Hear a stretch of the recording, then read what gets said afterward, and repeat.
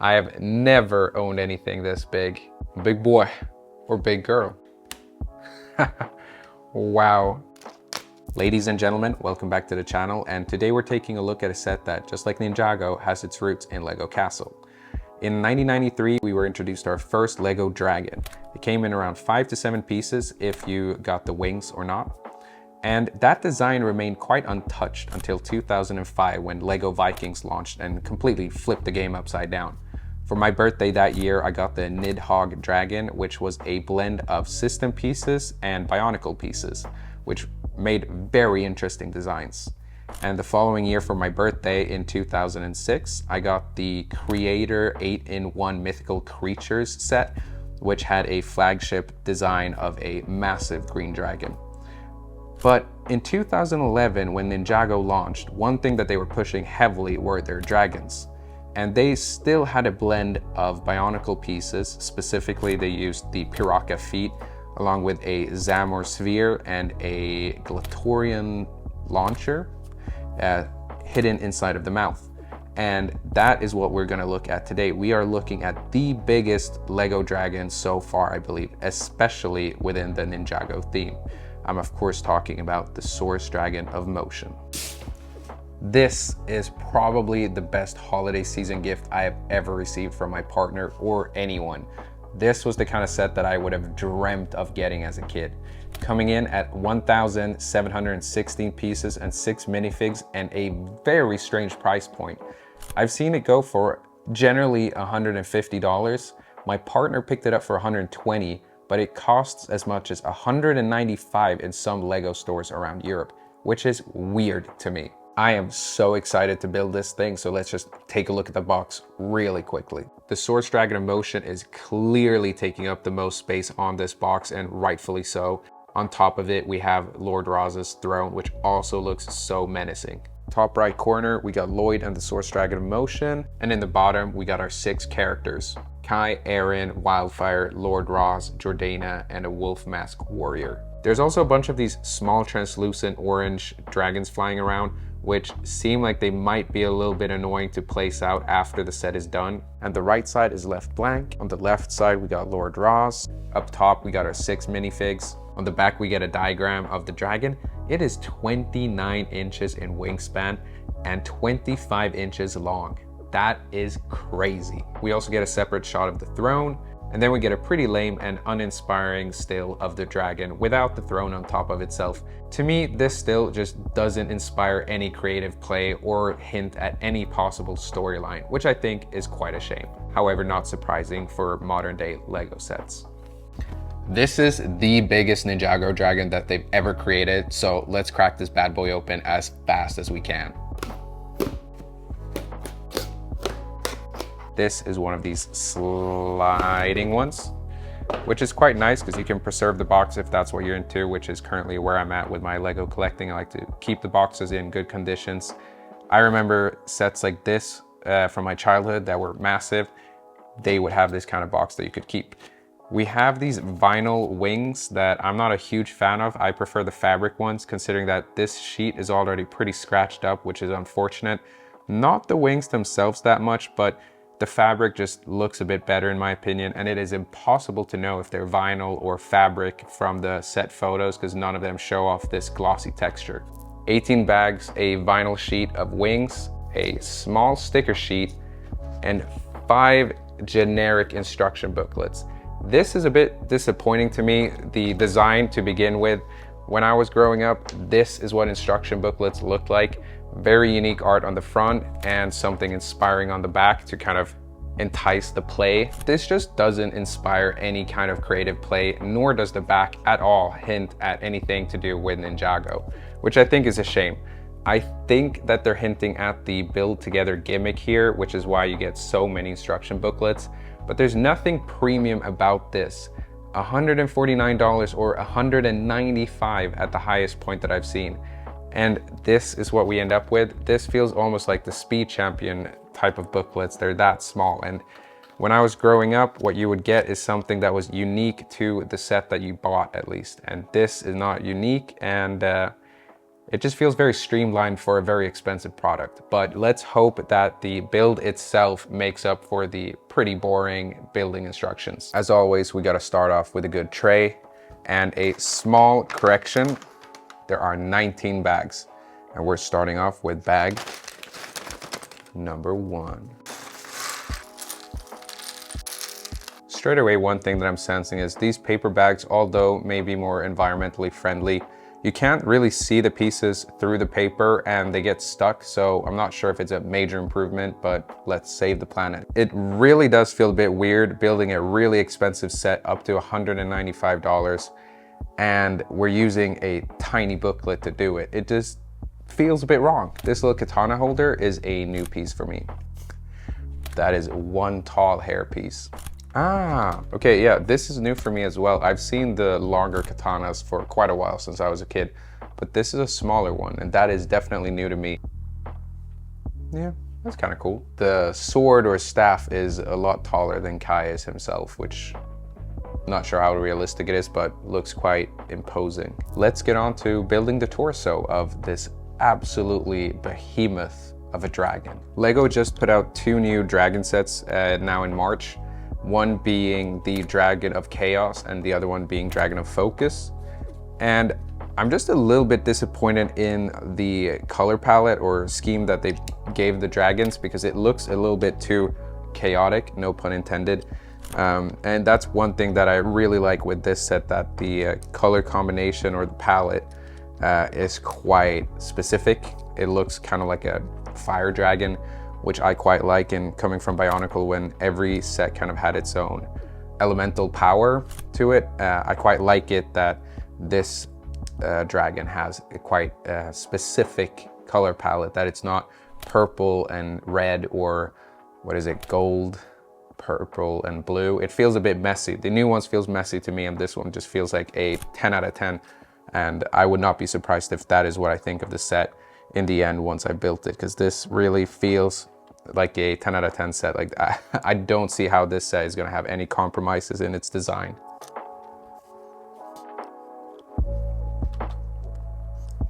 Time for these massive ratchet joints. And what's cool with these is that they really allow for these larger creatures to be made. I don't recall these being around when I was a kid. The way that these just kind of allow you to create bigger and more sturdy creatures is really awesome. It might have been used in one of those large Exo-Force sets. There was one that had was kind of like a big spider that I think may have utilized these, but I don't recall ever having a set that big growing up, other than Sentai Fortress and maybe some big Bionicle sets in a system. I never had massive sets, so it's cool to see them show up here. And even though this isn't like a super expensive set either, this is quite reasonably priced. It's a perfect like birthday gift or Christmas or whatever holiday season you might be celebrating. This is the perfect kind of set for something like that. One of those big, like once a year type of purchases. I think it's absolutely awesome. Here it's a bit wobbly, but I'm guessing that these pieces here is what's gonna lock the whole thing together, which is a building technique that I love seeing. Like, locking anything into me just feels like Lego engineering at its best. Ah, that's cool. Yeah, we're even locking it from the top too with these pieces. So it's gonna be locked up here and then here on the sides too. If you imagine this being kind of like a fire dragon, all of the colors that we're utilizing kind of makes sense. If you think of like lava and all the colors that you'd find there, you'd find a little bit of brown maybe, definitely black and grays, and then this hot orange, red. Definitely not maybe gold, but it's cool. The amount of gold accents is pretty cool on this set as well. Super happy to have this set, so thank you to my partner for sponsoring the channel with such an amazing set.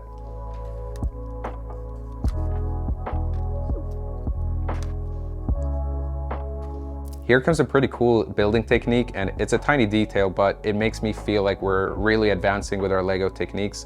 You place this piece here, once again locking all of this contraption here together, and we still have these pieces on the sides that are somehow going to get locked in, and we're just completely locking this whole mechanism in, which I think is going to create a very sturdy build, considering that this is the biggest dragon that Lego's ever made in Ninjago. it has to be very secure and tight connections. But it's cool to see, because back in the day when Exo-Force and Vikings was going on, they didn't have this many pieces to play around with. The piece count was quite low because they were using Bionicle pieces. And with that came a quite distinct look that was cool for the time, but it's so much more awesome to be able to build an entire massive dragon with only system pieces. Whenever this moment shows up in the instructions, that's how you know you're building a big set that needs the support to keep itself up. And it's just so awesome to see this, because this to me kind of symbolizes the progress that Lego has made and the massive sets that we can now build.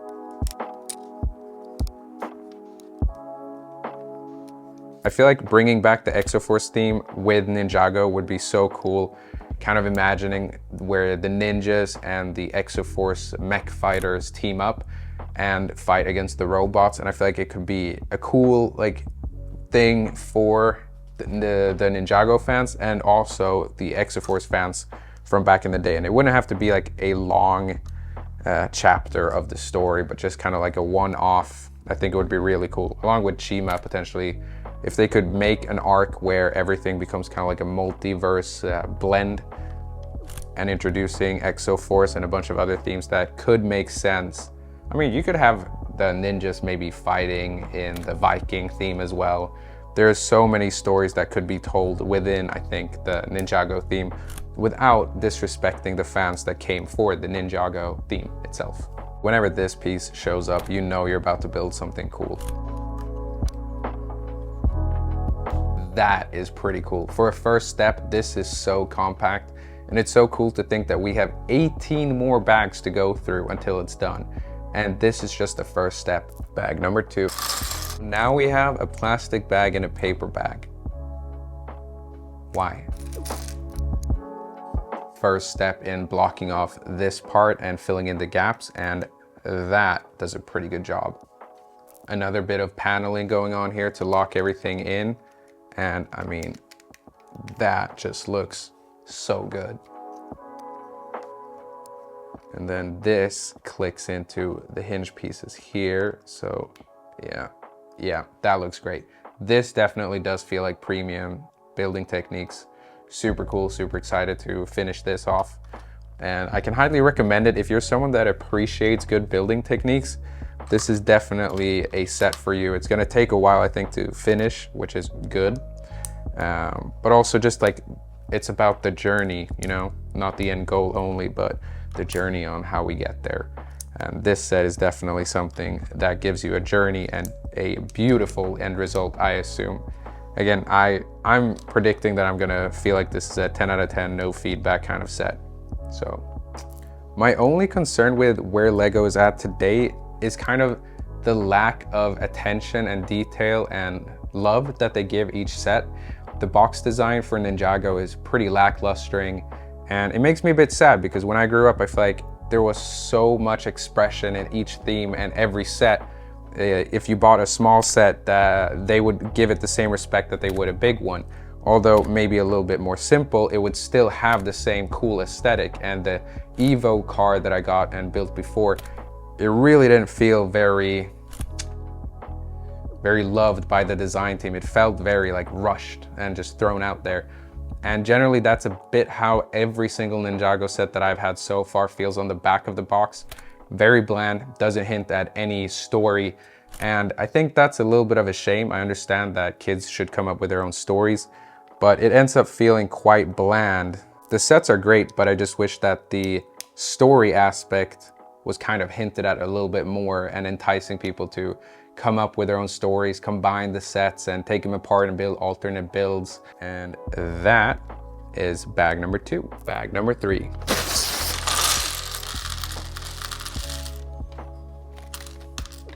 I remember thinking when I got the 8-in-1 Creator Dragon that it was the biggest thing that I had ever built. And it's so awesome to sit here so many years later and build something that's probably like 3 times the length of that one.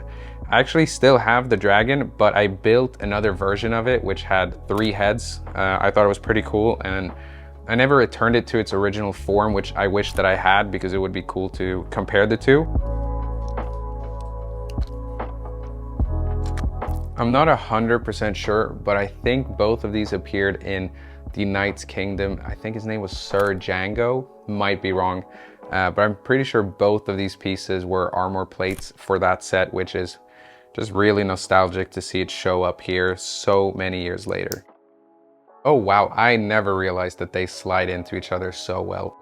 Gotta love translucent orange. Generally what I love with Lego as an adult, it's kind of how the pieces lock into each other. Clever building techniques is probably not something that I would say was something that I was doing as a kid. So it's very rewarding to see clever building techniques showing up in these large sets. And I'm a bit curious if kids enjoy it as much as I do. I would almost think that mostly adults are the ones that enjoy the techniques. As a kid, you just want to build the final thing and get your result. But as an adult, it's very rewarding to be building these larger things and seeing kind of how everything interconnects. At least that's what I enjoy. Also, of course, I'm going to be very happy with having a massive Ninjago dragon at the end, but I'm enjoying this.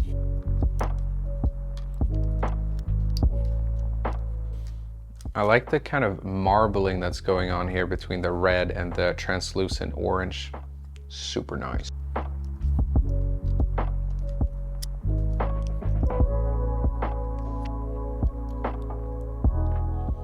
And once again, these clever locking techniques, I absolutely love to see it.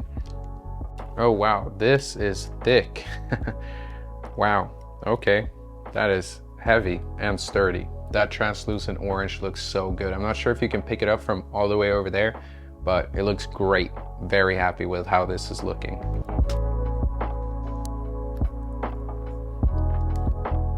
And some more panels on this side. Very nice.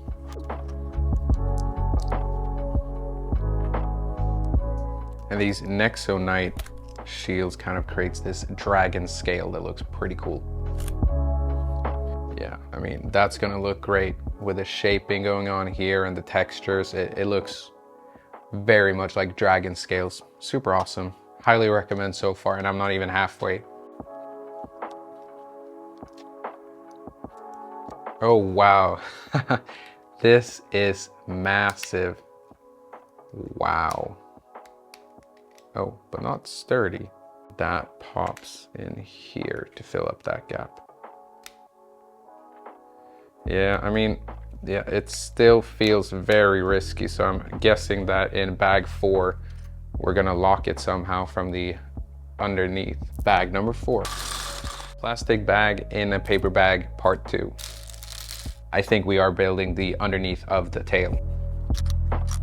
I remember when this piece showed up in, I think around 2002, it showed up everywhere. I really like the inclusion of gold in this set. Really makes it feel kind of like a royal dragon or something. It reminds me of Smaug from Lord of the Rings. Aha, okay, cool. Interesting.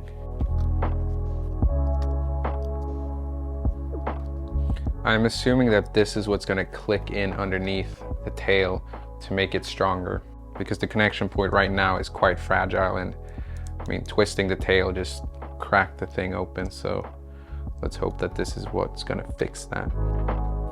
I'm assuming we're about to get a interesting locking technique, because this is only going to connect to one singular stud. So let's see how that gets locked in.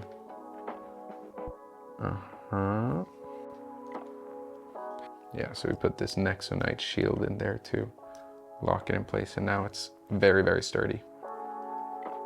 Okay, yeah, so I think this is the stomach, because this slides in underneath as such.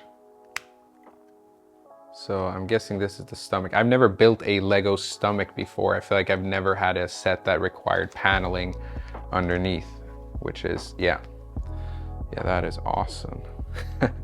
This is such a cool and massive set. Wow. Oh, wow. Yeah, I mean, I have never owned anything this big. And I mean, wow. Yeah, This is what you get for 120 bucks or 195 if you're unlucky. And then you tile it off like this. Wow. This is so awesome. Big thank you to my partner. And whenever these show up, you also know that you're building such a good set.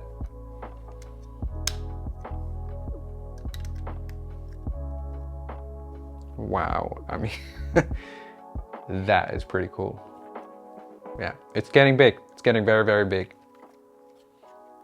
Yeah, okay. Now it's working.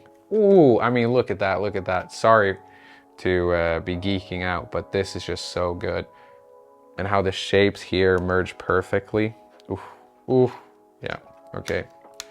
Should we get on to bag number 5? Bag number 5, instruction book 2.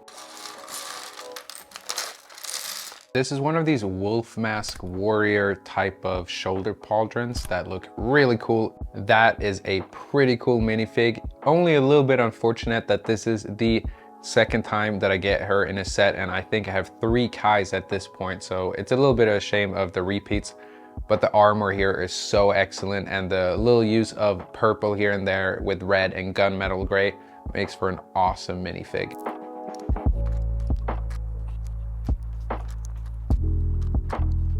I absolutely love the clicking sound that this makes, along with these. I'm wondering now if this was used in the Scorpio something something from Bionicle Glatorians in 2000, was it 9? Yeah, I think it was 2009, because that was a pretty massive Bionicle build. And I'm assuming that this ratchet joint has to be the reason why it stands up. I mean, this is just so cool. Ooh, a little bit of Technic.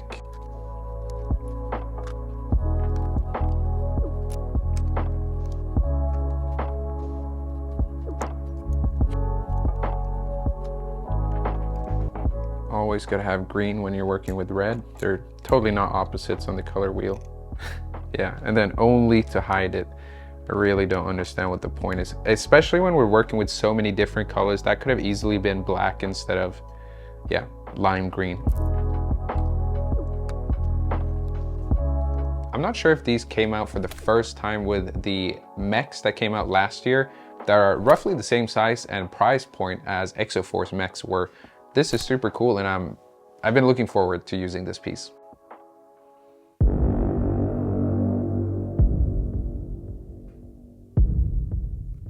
That is so cool. And some Nexonite shields on the sides here.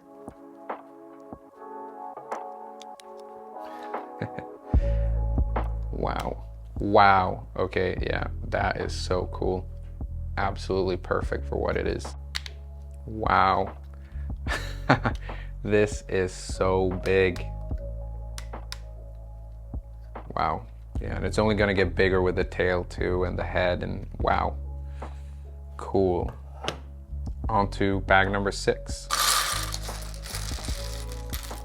One thing that's naturally going to occur in this set is that there will be a lot of repeats. This leg is going to be identical to this one, and same with here and the wings. But it's going to be a very menacing and massive build. I'm looking forward to putting this next to the climber mech just to see the scale, because I'm pretty sure this is going to look menacing even next to that.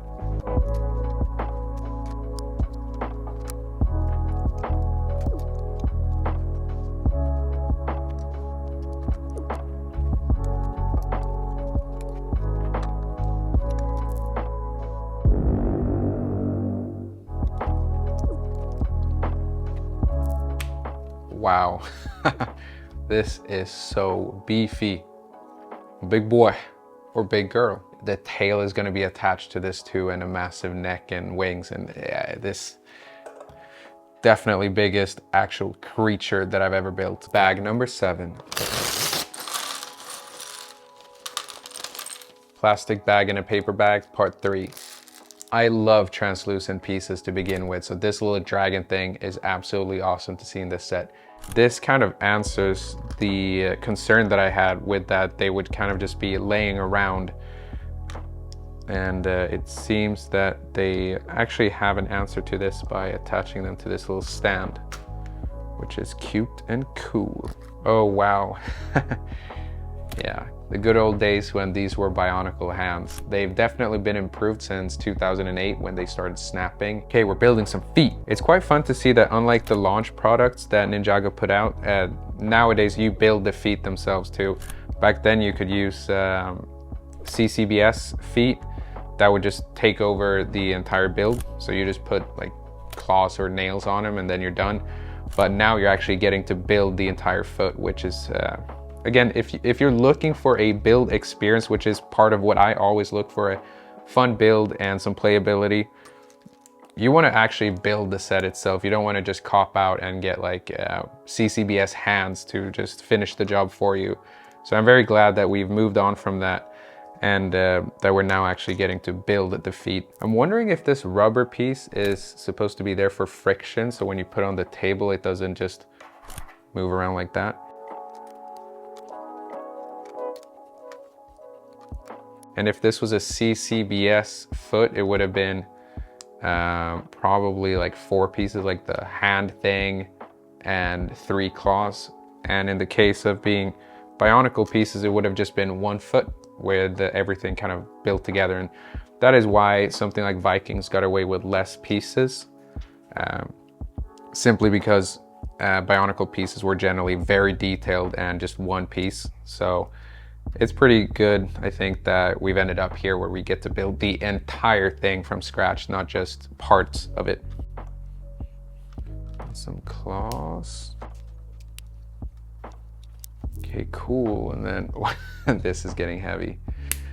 Wow. Yeah, so this little part here does stick out underneath, and I assume that that is for stability and friction so that it doesn't just slide off a table. I've heard that they use tires underneath the AT-AT to give that a little bit of a rubber friction as well. But this, this is cool. On to instruction booklet number 3 and bag number 8. This is my first Arin minifig, and he comes with this weird rubberized grappling kind of hook weapon. And it's pretty cool to see, and I quite like it, and it's a great addition to the set. Okay, now we're building the back thigh.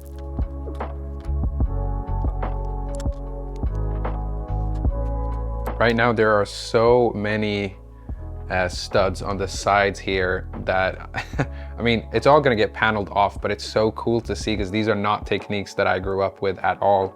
It was very bare bones, but it's so cool to see all the possibilities of how you want to attach your studs. If this was a mock, there's so many ways to go from here.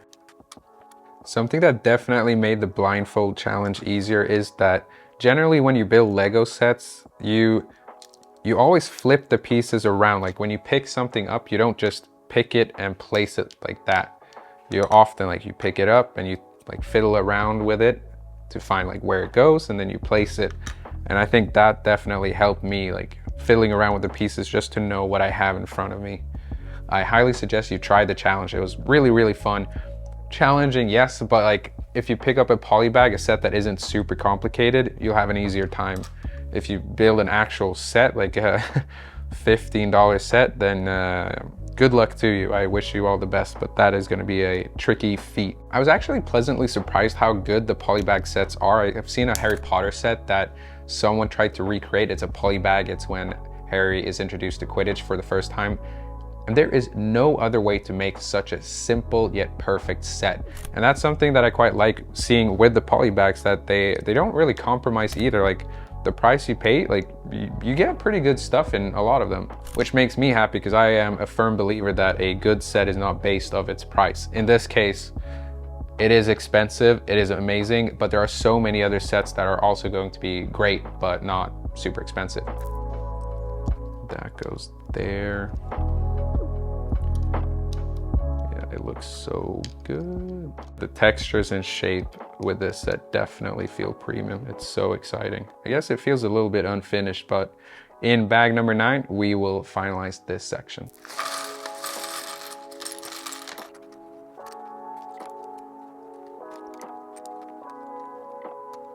So this is going to attach to this now, which creates this shape, which is awesome. But my first worry was that this is a very weak attachment point. But of course we have all of these studs to lock it in place. With techniques like this, when you're starting to lock pieces in, creating these really sturdy connections, that's when I really noticed that it's been a while since I built Lego. And it is pretty cool to think that it was 20 years almost ago that I built the creator dragon, and that now this is what we have, and this is such a massive improvement. I mean, look at that. Doesn't that look awesome? And it's just perfectly textured. And we're not even done yet, but it just makes me happy to see that where I think Lego might be lacking in a design language in terms of boxes and instructions and the website in general, and the commercials are maybe not that fun anymore, at least the products have gotten so much better.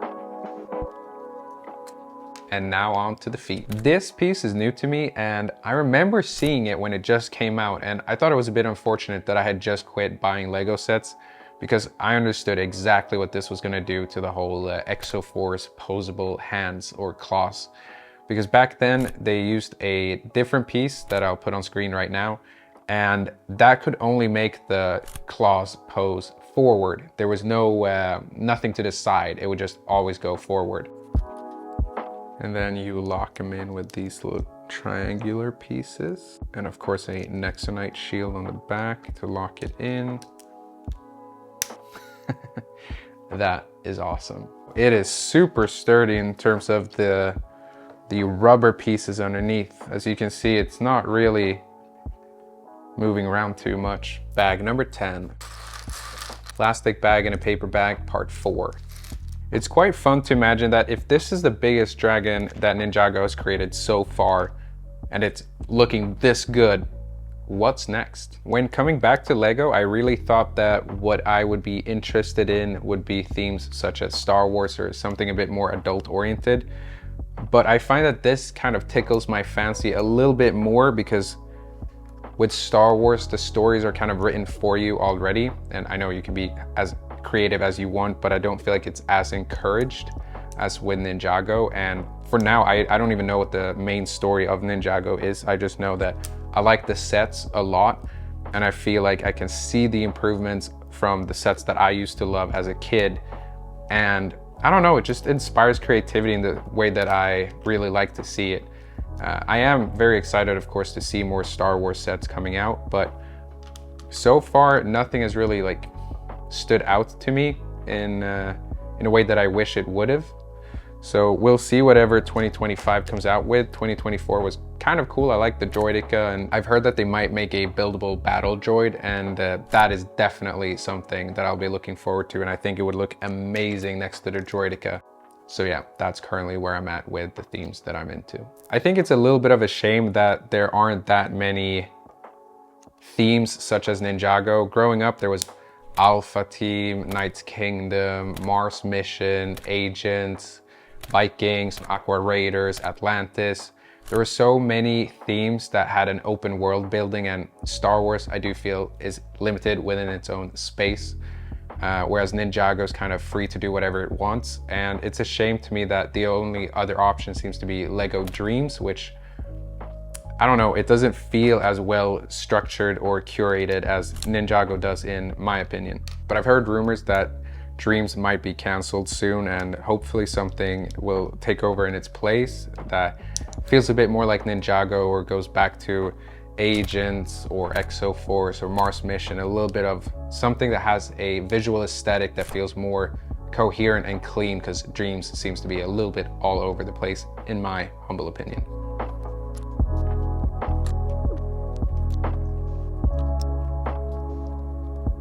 Bag 11. Plastic bag and a paper bag, part 5. I'm curious if any of you that are watching have been around for the entirety of Ninjago, seeing how the dragon designs have evolved, and what you think of something like the Source Dragon of Motion, because I can only imagine how impressive and how fun it must be and rewarding to see this theme progress and evolve so much that now we have these massive builds, starting off with quite similar builds to a certain degree, I guess, to Lego Vikings, but Now they've evolved into their very own thing. They're not using any Bionicle pieces, like they're using their Ninjago pieces. And I think it's pretty awesome to see how far this theme has come. And as you can see, once again, this connection point is literally just 4 studs. And that's it. Super easy to knock off, but when you lock it in with these new techniques, just like that, super sturdy. We still have a tail and a neck and wings and a head to attach. So this thing is going to become absolutely huge.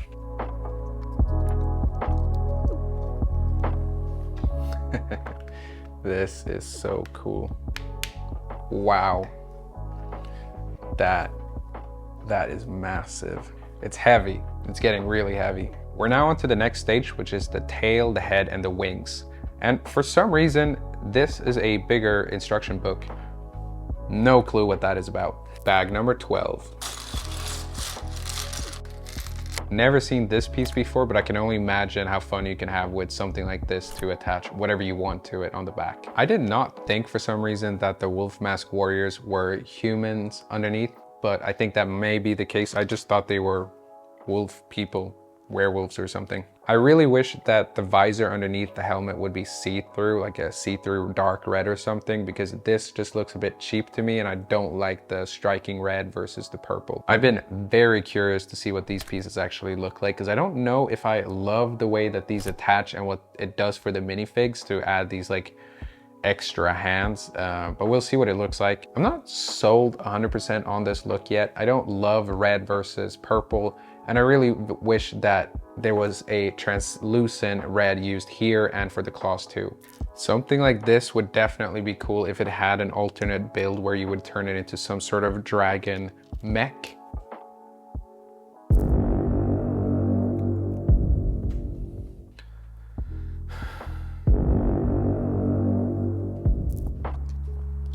And that actually covers up the hinges pretty nicely too, leaving them space to move around inside. With these two joints like this, there's only going to be side to side movement, not up and down, which is going to create a much sturdier build. And that's what you're getting with these more expensive sets. There's no compromises. If it was one joint, then you would have up and down movement, but because it clicks in place underneath too, you only get side to side, which is going to create a much sturdier build. This is so firm and sturdy. Definitely new piece for me, and it's quite cool to see a Fireblade show up about 24 years later than the first Fireblade from Bionicle came out, and definitely feels like a modernized version of that piece. And it's very cool to have this translucent orange along with some of the other mold injections inside of it. And there we have our tail. This is massive. I mean, to hold it up next to my face, this is getting huge. Bag 13. Now we're building the beginning of the neck. It's going to be interesting as well to see how sturdy this build is going to be, because it has to hold up the entire head. And I like what it looks like when you stack these Knight's Kingdom armor pieces on top of each other, because it looks a little bit like scales once again. And for a dragon of this size, a little golden royal scales is pretty cool. And the attention to detail too, making sure that we tile off underneath the beast itself too. The belly, the neck. It's awesome.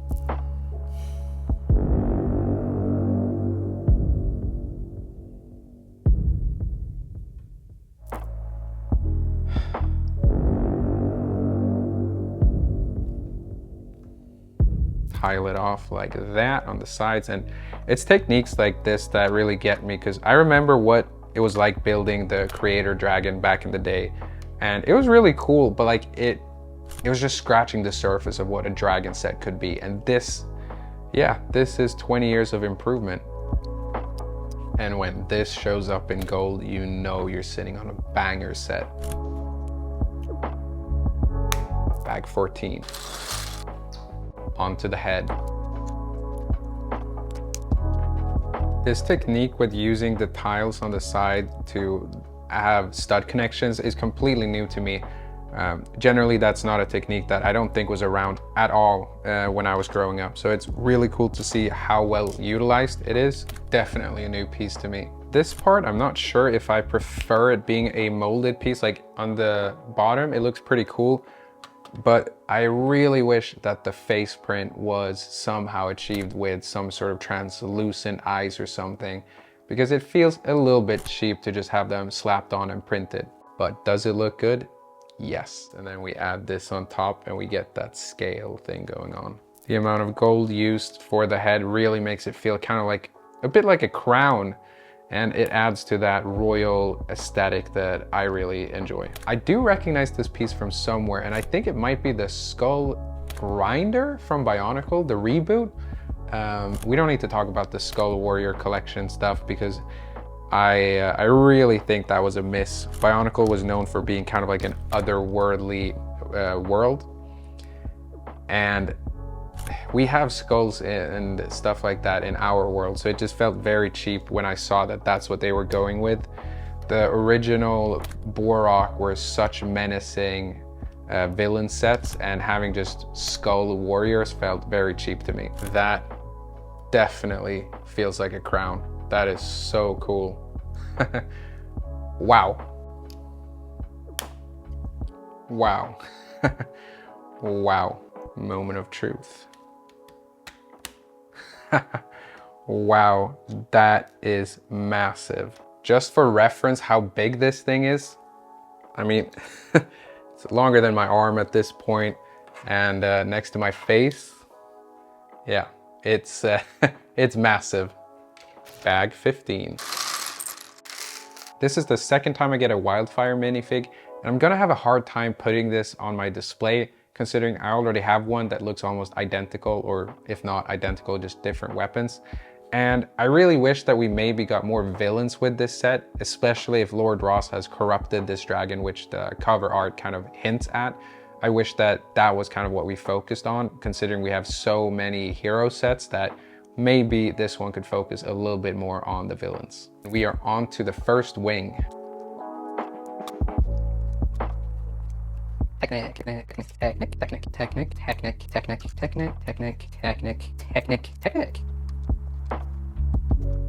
Oh, wow. This is massive. Have not done this ever. Feels a little bit risky.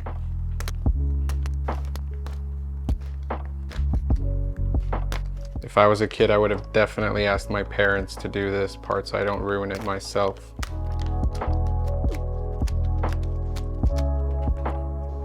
So that was not as bad as I thought it would be, but it still felt very fragile, which made me a little scared. The result is pretty cool, and it is cool to have some sort of translucency, but I really like the fabric because it kind of feels like it's weathered a little bit more. Here, the only texture you get is, of course, the different colors and the translucency, but there are scratches on this vinyl, which you wouldn't be getting if it was fabric. But let's attach this wing. It's massive. This is a massive set. Bag 16. Another batch of flying dragons.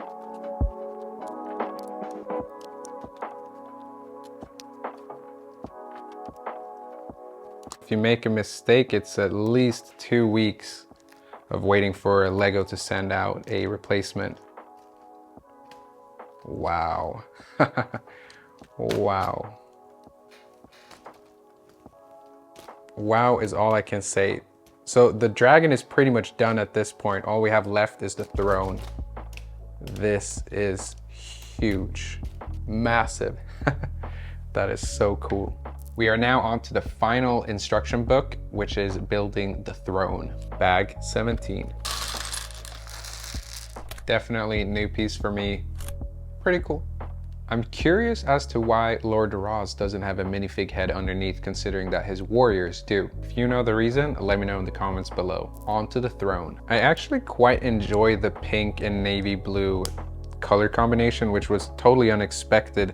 I never thought that I would like it, but the glider of Jordana in the climber mech looked really cool. From what some of you have told me in the comments, this throne doesn't actually appear in the TV show, which I'm not sure how to feel about that to begin with, because I don't feel like you should need a TV show necessarily to tell you what the story should be.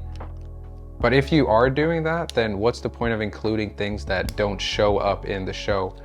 I feel like if you're trying to lead an audience to play out a certain scenario, then maybe including that scenario would make that a bit more epic for the people that want to recreate the scene. But if the throne doesn't show up in the actual show, then I don't know. I feel like it's a cool idea to have this quite vibrant dragon and then have this very dark, sinister throne on top of it, kind of showing that it's maybe corrupt, and that would be the story that I would play out. One thing that I kind of want to get into at some point quite soon are the location-based sets. I'm not 100% sure which one I would want to get, so if you have any recommendations, please let me know, because that is something that I'm looking to get at some point. So far, I only have the poly bag, which honestly did a pretty good job to begin with. I thought it was really good for the cheap price of $5. No compromise there either. I like that use of pink right there. Against all these dark colors, it really pops, which I think is really cool and a great design choice. Oh, this is cool. There's kind of like a actual throne. I haven't looked that much into this set prior to getting it, because I kind of want to experience the set for the first time without having spoiled too much of like looking up the instructions or reviews of it. That is pretty cool. On to bag number 18. I really think that it would be cool if the Vikings somehow ended up facing off against Lord Ross on this dragon, because it is such a menacing dragon to begin with. And it would just be cool to see Lego kind of creating a little bit of a multiverse situation. And I think that way they could make a lot of old fans happy too, by reintroducing us to old themes that we've been missing for a long time. Good build experience so far, and definitely good playability considering how stable this set is. And having this throne on top, I think, just adds quite a lot of play value. Trying to throw Lord Ross off of it and taking control of this dragon, I think, would be a very fun little scenario to play out. The amount of spikiness that is going on onto this looks so cool.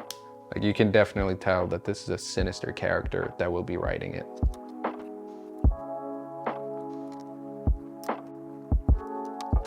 That's a weird piece usage, using a little white flower in here to put this little plume in that could also be considered fire, I suppose.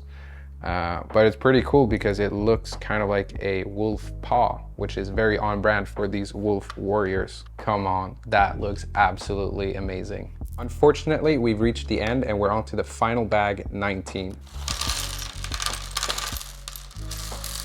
Ninjago, I really think, is a great example of what happens when Lego does what they do best, just create an original theme. However, it would be really awesome if they could start blending old themes with new ones, just for a little bit. So far, it's a very skeletal build, but I think that actually works in its favor considering, yeah, they're the bad guys. Or is Lord Ross a bad guy? I just would assume so, considering it's got the dark colors and stuff like that. But I saw that there's a new sort of like jet that has Arin, I think, with Lord Ross flying something else on top of it. Wow. So menacing and so big. We're on to building this type of wolf head that holds a medallion in its mouth, which looks awesome. I never paid attention enough for this set to see that that's actually part of the throne, which such a pleasant surprise at this point. NPU back at it. These little quarter circular pieces are going to be used as the eyes, and once you block it off from the top, you'll still see the little red coming through the cracks. Yeah, so once we slide this on top, it covers it from the top, but it still pokes out a little bit, just enough to make it seem like it's got red glowing eyes. Absolutely awesome. And we are now on to the medallion. New piece for me that I've seen in other Ninjago sets, but never had it myself. This is a really nice printed piece, and I wish that we had a bit more of them in this set, considering that it is expensive, but it is what it is at this point.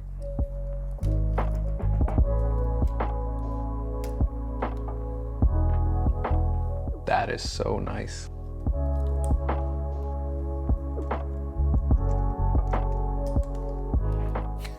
It is hard to see with this wing almost in my face. And then one chain goes around the neck here. It is really hard to see what I'm doing with this massive dragon in front of me, but we're almost done. This is the last part. So then this clips in here and then attaches. And voila.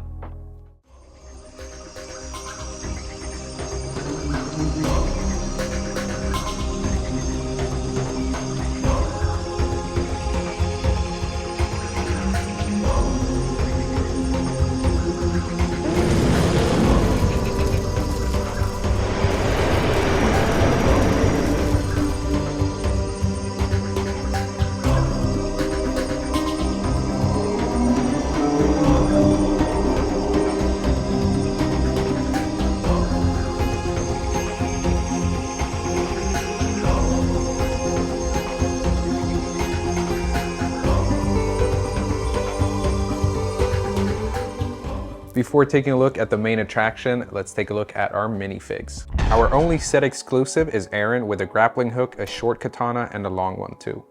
Then we got Kai with an actual hairpiece this time, dual face print, a double-ended blade, short katana, a long one. These guys are packing. Then we get a good old Wyldfyre with a short katana and a fire piece that you can shoot.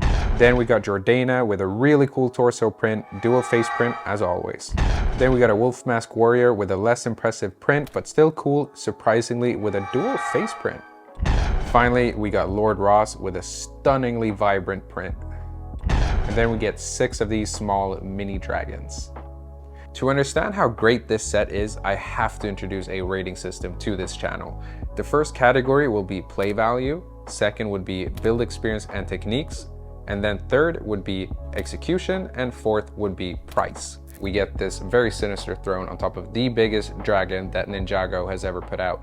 Then we get 3 villains, 3 heroes, and 6 mini dragons. There are some studs on the dragon and on the throne itself, but with the spare pieces, you can make this little dagger with just a horn and a lightsaber hilt, which you can then place inside of the Technic holes where you can then attach your characters. The throne can easily be taken off. All you have to do is unclip it on the sides and then lift it off of the 2 studs that it connects to. This is not just a beautiful display piece, it's definitely a play set. The dragon has posability in its toes, in its feet, in its shoulders, its hips, the tail, and its waist actually as well.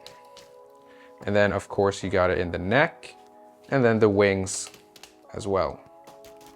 In terms of storytelling, this set has a lot to offer. You can overthrow Lord Ross from his throne, free the dragon from its chains, and you can play out whatever you want with your other Ninjago sets. And I definitely think that the scale of this thing is a very hot selling point. In terms of play value, this gets a 5 out of 5. When placing it next to the climber mech, you can tell that this is a behemoth of a set. And placing the mech on top of it doesn't look that weird actually. However, when you compare it to the Hunter Hound, this thing is a tower. There's no way for the Hound to defeat this dragon. But maybe the most important question is, how big is this set in comparison to the Mos Eisley Cantina? Well, the answer is this thing is massive. It is pretty much just as long as the Mos Eisley Cantina itself.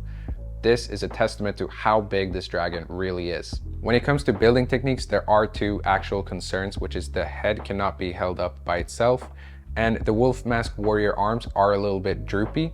I don't love the way the Wolf Mask Warrior's arms are attached in the back, so I actually flipped them around to make them kind of into feet, which I think is a little cooler, which gives a bit of a Doc Ock vibe from Spider-Man. I do think there is a solution potentially to the head. I don't know if it would be double mixel joints like in the tail. I'm not entirely sure, but I definitely think there is a solution there. Snot techniques is definitely what is on display here, which is studs not on top. You have perfect coverage on the sides, underneath it, the neck. Everything is just paneled off really nicely. The dragon can even stand up, which I think is a testament to how amazing these building techniques are, with the throne still attached.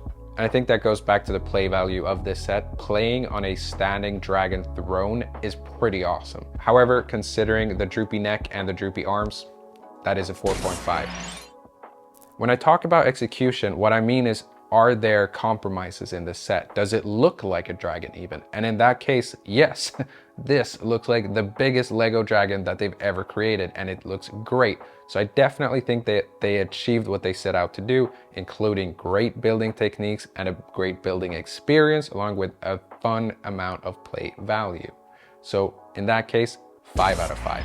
One of the most important aspects to a lot of people is the price point, and this comes in at $149, 1,716 pieces, around 5 hours of building time. The biggest dragon Ninjago's ever made, a very sinister throne on top, 3 villains, 3 heroes, 6 mini dragons. It's a pretty fair deal at this point, and I definitely think that if you have the money, this is something that is worth picking up if you haven't already. 5 out of 5 in that aspect too. So the final score would be a 19.5, which is pretty much perfect in my opinion. And I really encourage anyone who's been sleeping on Ninjago or sleeping on Lego for a while, just like I did myself for years, this might be the set to bring you back, because if you want to experience Lego at its greatest when they're just exploring and having fun with an original theme, this is a great testament to that. If you want to make yourself happy, or your partner or friends or family or loved ones, this is the perfect set to give them. I want to say a massive thank you to my partner for getting me this set, because this is awesome. This is bigger than any set that I've ever dreamt of as a kid. So yeah, you fulfilled the dreams that I never even dared to have. So thank you so much for this amazing gift. Thank you. I want to say a massive thank you to everyone who's been supporting the channel by liking, commenting, subscribing, and sharing the video. We are this close to 1,000, which will bring the channel closer to monetization, which means we can have more sets like this that I invest in. And I think we can explore a lot more that way. So thank you to everyone that has joined this journey so far. And with that said, I now need to go and walk my dog.